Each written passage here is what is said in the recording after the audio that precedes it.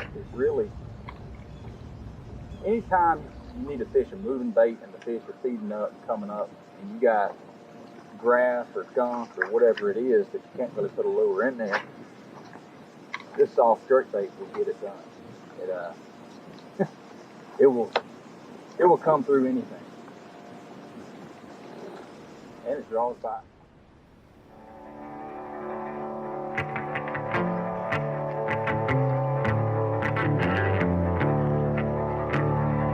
I was just a corn fed by the river on a mountainside.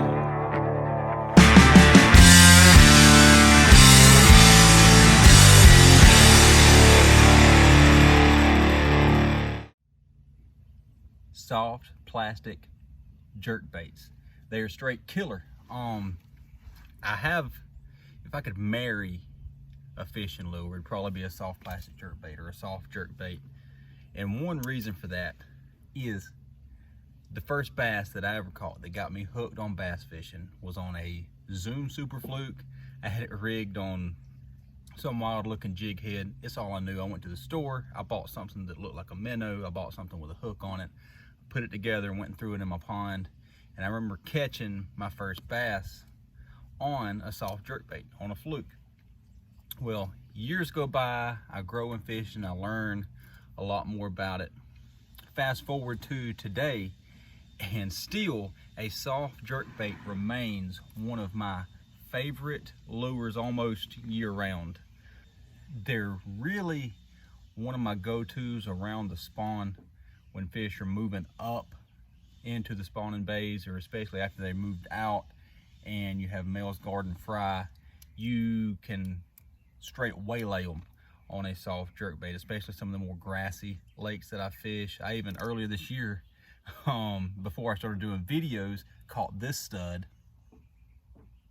this big mama, on a soft jerkbait.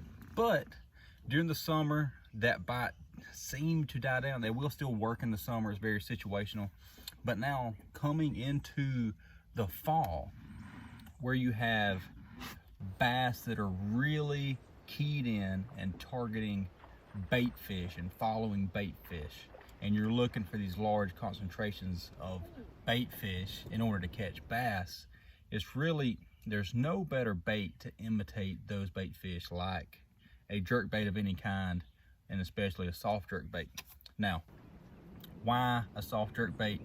It's extremely efficient, it's extremely lifelike, it's very subtle. Especially in some clear water situations, you're gonna get a ton of bites when you're mimicking bait fish with this soft jerkbait right here.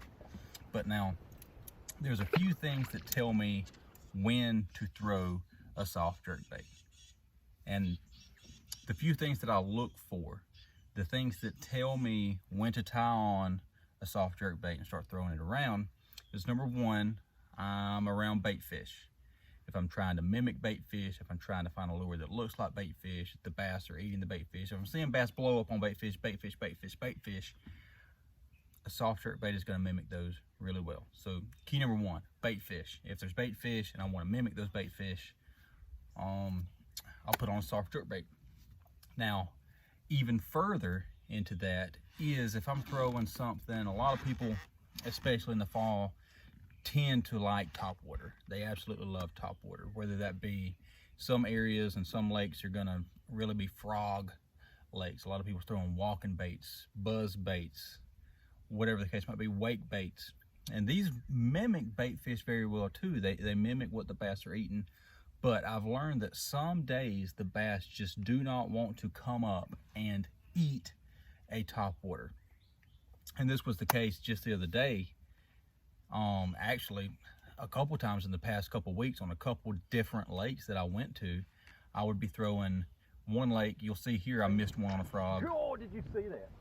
Holy mother of God. And this clued me in that the bass were feeding up and they were targeting moving baits in the upper echelon of the water column, but they were not wanting to commit to that frog.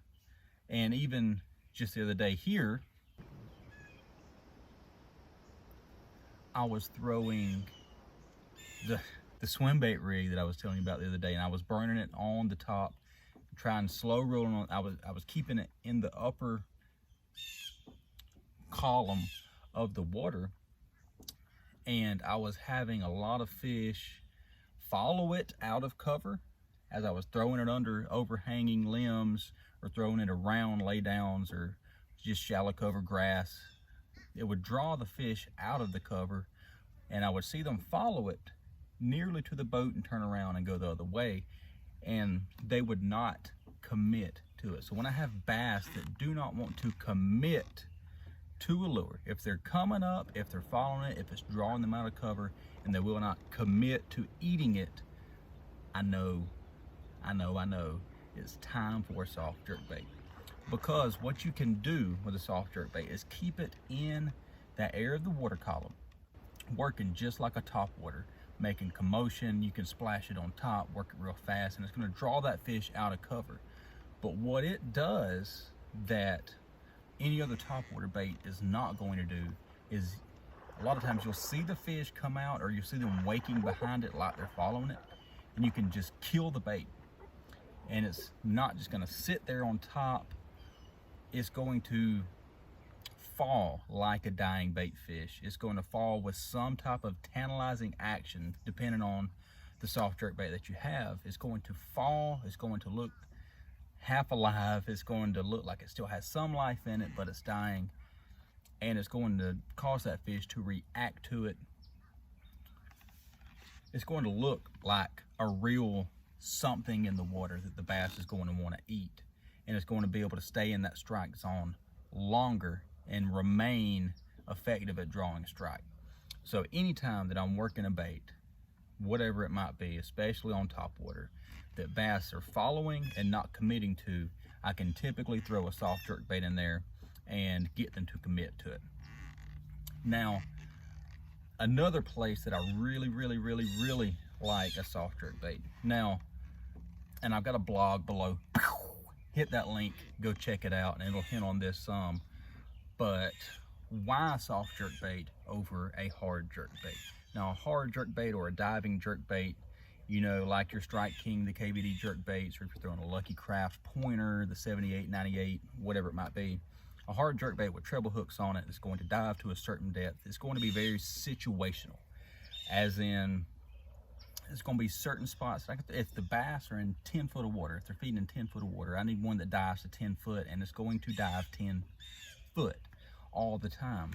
And two, it's got a lot of treble hooks on it. So if you're fishing a lake that's got a lot of grass, or if you're fishing around a lot of cover, if you're seeing concentrations of bait fish, not around the edges of a laydown, but in the laydown, you're gonna have a very hard time getting a bait full of treble hooks in that stuff.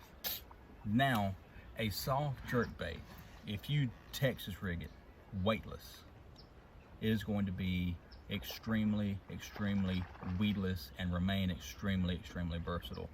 In that if I'm fishing a shallow lake in Florida that's just got a lot of grass and paths and things like that, I can take a weedless soft jerkbait and put it in the same spots that I would normally throw a frog, which sometimes is the only bait you can get in some of these places, and you think you have to throw a frog or you have to punch or flip into some of this cover.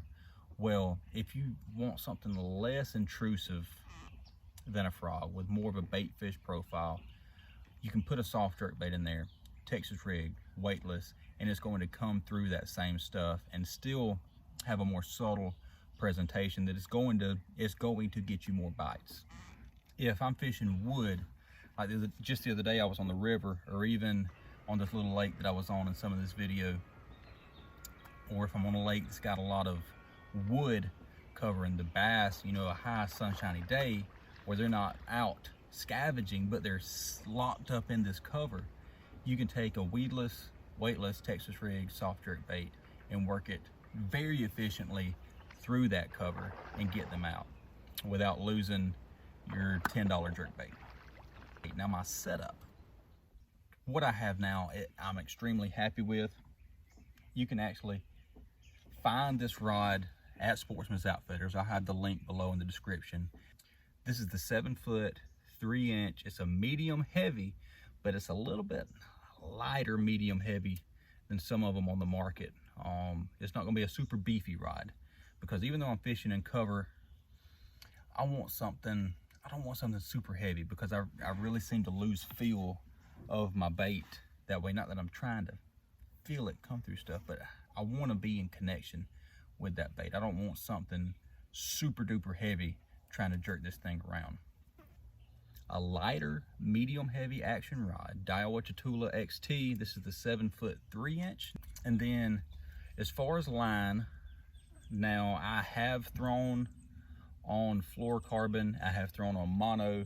I used to think that clarity, your line clarity, especially in clear water, was super key to getting more bites. But as I've experimented, I've learned that most of the time the fish are reacting to the bait. They see it, and yes, in some ways they're eating it. You're somewhat finessing them, especially if it's falling. But most times, in my experience, the bass do not shy away from braided line. Now, I don't go super heavy with it. Even when I'm fishing thick grass, I'm not going super heavy with my braid. This is actually a 40-pound braid. I'll link it as well. And as far as my setup, most of your soft jerk baits, the standard size that you're gonna find, whether it be, this is our Pro's Choice flukes that you can buy in bulk from Sportsman. You can get a 50 count for like 12, 13 bucks. Or whether it's a Zoom Fluke, or if it's something from Strike King, or everybody has a soft jerk bait on the market. Most of your standard soft jerk baits are gonna be a 5-inch bait, unless you buy the junior size or the Magnum size. Most of your standards are gonna be a 5-inch bait, and that's where I recommend starting. And I keep an assortment of, this is a 3/0 extra wide gap hook, and I found that I like the 3/0 the best. I threw it on 4 and 5/0 for the longest time, just to have a little more hook in there to maybe bite the fish a little better. But there's really not that much difference. And the 3/0 just tends to, the bait works better on a 3/0 hook. But for a standard soft jerk bait, it's gonna be a 5-inch model. And we throwing it weightless, no weight, Texas rigged, on a 3/0 extra wide gap hook. So soft jerk baits remain a very efficient, a very versatile, a very weedless, and a very effective tool that, especially this time of year, when you're targeting concentrations of bait fish and the bass are keyed in on bait fish and they need something with a bait fish profile that you can fish in a lot of areas in a lot of different ways, it is really, really tough to beat a soft jerk bait. But guys, I promise, keep a soft jerk bait in your boat, on your deck at all times this fall, and you will catch fish. It is one of the simplest techniques to use, and is one of the most productive techniques that I can recommend. So I hope this helps you next time that you're out on the water. Until then, be sure to find us on Facebook and Instagram. Make sure to hit like, go down and comment, and hit subscribe to our YouTube channel. We put out content every week to try to help keep you informed and make us all better fishermen. In the meantime, check out www.sportsmansoutfitters.com.